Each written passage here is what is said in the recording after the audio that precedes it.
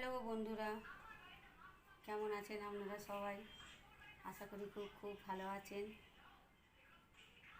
আজ তো শ্রাবণ মাসের দ্বিতীয় সোমবার।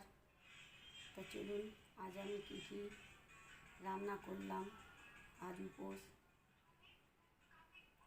বলতে অন্যটাই আমাদের, ভাতটাই খেতে নেই আর আঁশ খেতে নেই, আঁশের কোনো জিনিস খেতে নেই।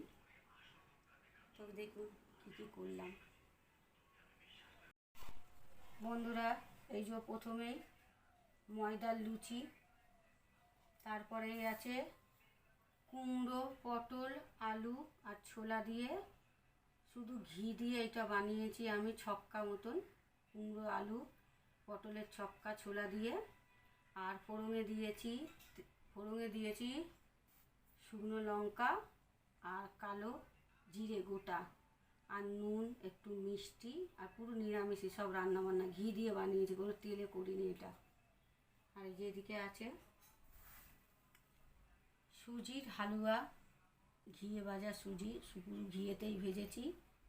আর দুধ দেওয়া আছে, এটা দুধ দিয়ে এই সুজিটা বানিয়েছি আমি, হালুয়াটা, সুজির হালুয়াটা।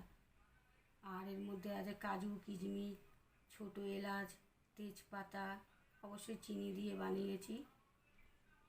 কাজু কিশমিশ আছে বন্ধুরা। আর জানি না কেন শরীরটা খুব খারাপ লাগছে, কথাও বলতে অসুবিধে হচ্ছে। এই ছিল আজকে আমার উপোসের সব রান্নাবান্না।